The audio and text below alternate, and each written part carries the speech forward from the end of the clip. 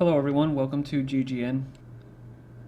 So all across the media we're seeing the buildup in the propaganda machine for basically attack against Syria by the West. They have all kinds of terms called limited attacks or limited strikes. This video we have Russia helps Syria prepare for possible U.S. attack. Russia sends intelligence ship to Syrian coast.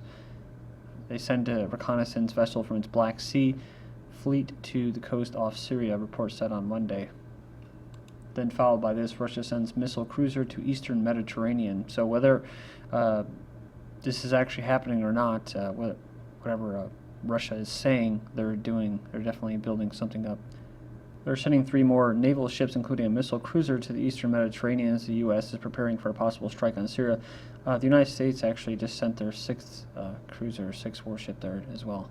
And it's pretty sad, in my personal opinion. Like someone wrote in the comment board, these two guys are basically talking about this little conflict, this little attack here, as if they're sports announcers calling, plays, game strategies, and I personally think that the United States and Russia are part of the same order and the same group of power structure, controlling power structure. So, I mean, this is going to help the weapons complex, research and development. It's going to help consolidate power, global power. And we're talking about basically greater Israeli expansion. The biggest beneficiary is Israel, so, but nobody's going to really talk about that as well. Israeli Army launched Mediterranean missiles as part of joint U.S.-Israeli drill. Missiles that Russia reported were launched in the Mediterranean Sea on Tuesday were part of a joint American-Israeli military exercises. So maybe that's what the shot of the bow was that Obama was referring to. So the missile launch early Tuesday in the Med was part of a joint military for U.S.-Israeli military exercise, Israel's defense ministry said. They also said that this had nothing to do with what was going on in Syria. The Zionist army said it was not familiar with any missiles being fired in the Mediterranean. It did not detect signs missiles were launched into Syria or had exploded in Damascus. If you're new, this is my website, Global Government News. The website is ggnonline.net. On YouTube, my channels are ddarko2012, ddarko2013. Usually post videos on Monday, Wednesday, and Friday evening. And here's a video with George Bush acting like he doesn't want to talk about something. And he gets all giddy about it. Actually avoids the question and says how great the U.S. military is. Just same old rhetoric to feed into the neocons' egos. The people that support this stuff. Now, I know you don't like to comment about what's in the news, but you can comment about the Syria you dealt with for 8 years. I can comment about this. The president's got a tough choice to make, and if he decides to use our military, he'll have the greatest military ever backing him up. Right. What has Syria been like for the U.S. in the 8 years that you served? Would you say that, the feeling that they had in supporting the insurgency, there was no doubt about that, am I correct? I was not a fan of Mr. Assad. He's an ally of Iran, and So basically what he's saying there is that they're an ally of Israel, and he is basically a worker bee for Israel and the Zionist. He's made mischief. Made mischief. Made mischief. Let me see. When was Syria a threat to the United States or any other country besides Israel? Trying to think of some mischief that the U.S. empire, basically a Zionist-occupied country, has inflicted on other people. Let me see. Just under his reign, let's say a little country called Iraq, where thousands, probably millions of civilians were killed or maimed, or basically scattered. So never mind the fact that Syria hasn't really attacked any other country besides Israel, right? That's the only thing. So when he says he's an ally of Iran, he's saying that, of course, Iran is supposedly the enemy of Zionist Israel. So that makes his enemy, right? The United States enemy. Also, talking about making mischief, I think he made a little mischief in Iraq when there was hundreds of thousands, if not millions, of Iraqi people that were killed in false pretexts. Yeah, that's pretty much all I have to say about it. made mischief, and for a long time he felt impervious to America. Felt impervious to America. Well, Mr. looks like a Jew to me, just looks like another one. They're perfectly placed there to ask him, throw him softballs. No, it's not that he was defiant of the United States. It was that he was defiant of Zionist Israel. So, but you see how they always throw that in there, defiant of the United States? No, they have nothing to do with them. It's their neighbors, Israel, that's a big bully, and they're trying to create a greater Israel. And now he's going to ask him about the United Nations, which, like I said before, is really has no legitimacy, so that it really shouldn't be brought into the equation. But that's what they're doing. They're bringing legitimacy back to the Zionist-occupied Congress and to the United Nations, basically a global government entity. And what about the rest of the world turning and saying, well, I'm not really too sure. I've got to wait for the UN. Have you've been through that before? The president has to make a tough call, Brian. I know you're trying to subtly rope me into the issues of the day. I refuse to be roped in. I understand, but I'm not even subtly roping. I just wanted your unique perspective at the leadership level, which very few people get behind those closed doors. Putting our military into harm's way is the toughest decision a president will make.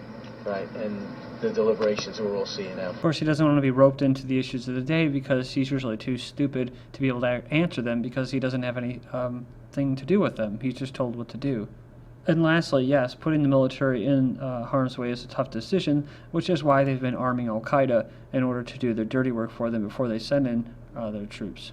In Syria, Obama is following Bush policy, I guess, former UN official. Well, it's all, like I said, it's all the same policy.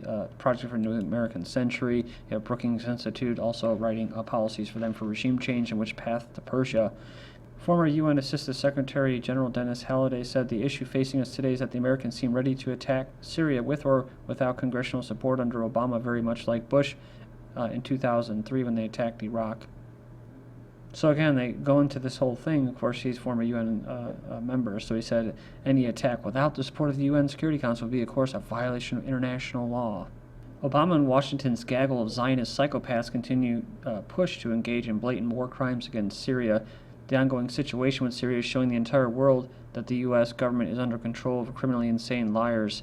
The international community has largely rejected any sort of military intervention in Syria because of these alleged chemical weapons use, but has not stopped the Obama regime from moving forward with their plans to strike. Outside France, Israel, and Turkey, these plans have little, if any, real support, and despite the fact that any unilateral strike would constitute a war crime, the complicit Zionist-controlled media is providing an endless amount of propaganda to justify an attack. Some are suggesting that the attack would be executed under the guise of humanitarian purposes. Others that an American military strike is needed in order to preserve the credibility of office of the president. That's what was it Chris Matthews is saying, hardball. Even more incredible is some of the media whores are trying to make the case that Assad-led Syrian government could possibly give chemical weapons to terrorists and use them in America. You have to remember it's what the evidence, chemical evidence that they're going off is based off American, French, and Israeli intelligence sources claiming the Syrian government used chemical weapons against its own people. Adelson, new Obama ally as Jewish groups back Syria strike, lobbying on Syria's inspired coalitions of the unlikely, aligning President Obama with Sheldon Adelson, the Republican billionaire who spent a lot of money, $70 million, trying to defeat him last year. The founder of the pro-Israel Washington Political Action Committee said, "For our credibility, we have to do something." The support that Obama is getting from pro-Israel groups in the U.S. is important because of their history of political influence. AIPAC and other Jewish groups have helped secure continued U.S. aid to Israel, among electing presidents, mobilizing activists who visit or call lawmakers. The effort is supplemented by several political action committees that donate to candidates depending on their support for Israel. See, told you. Now, here's some disinfo. While most of the Jewish groups' donations lean Democratic, well, what the hell do you think the Republican neocon party is?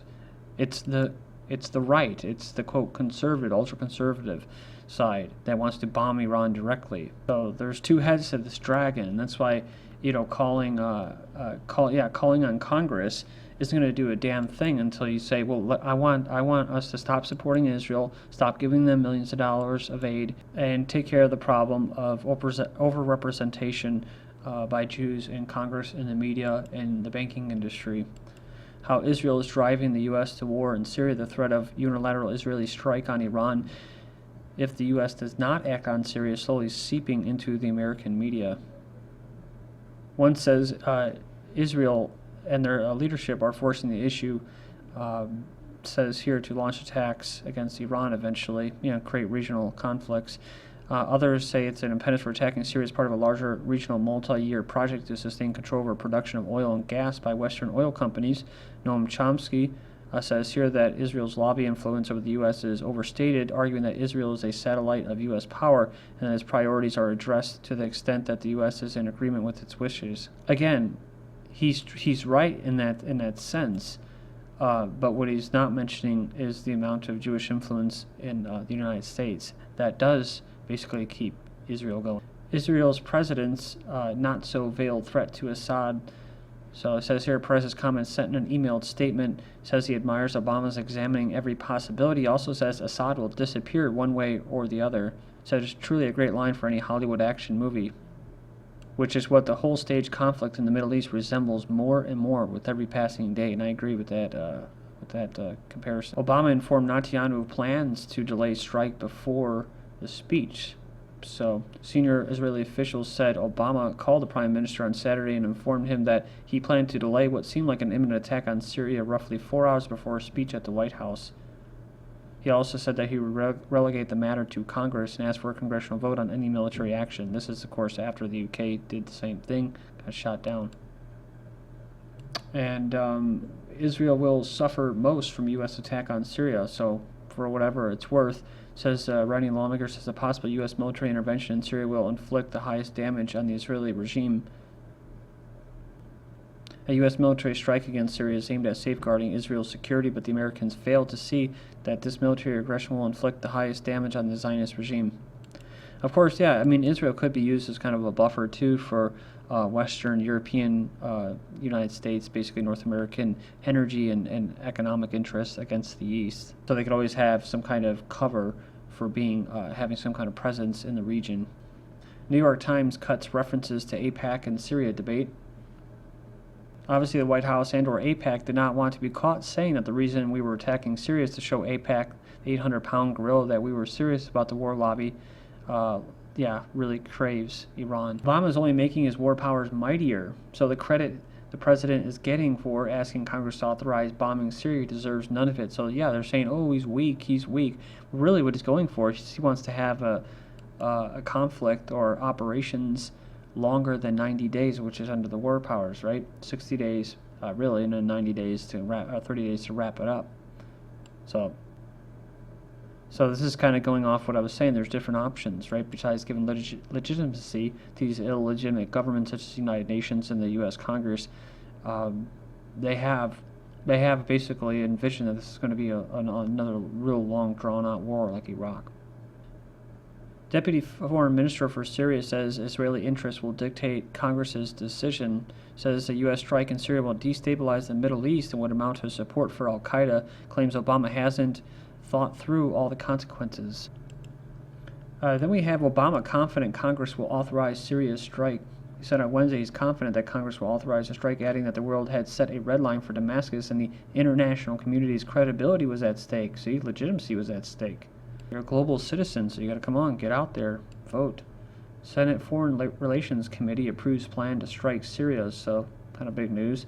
The Foreign Relations Committee for the Senate voted on Wednesday to approve Obama's plan to strike Syria. So now it heads to the Senate. Warhawk McCain plays poker on his iPhone during testimony on whether to attack Syria. So either A, the whole thing was just a sham, or B, he was in protest because it didn't go far enough. He doesn't support it. He doesn't support striking Syria. No, he doesn't support not having regime change as well. Congress split. Does Syria strike delay make Obama a weak president? So here we go, right? Only an empire and Jewish-run media can make statements like that. Chris Matthews, Democrats will have to vote for Syrian intervention to save the president's hide. So this was a way to get the Democrats to go along with it, I guess, right? To put him in a corner and say, well, you got to save me.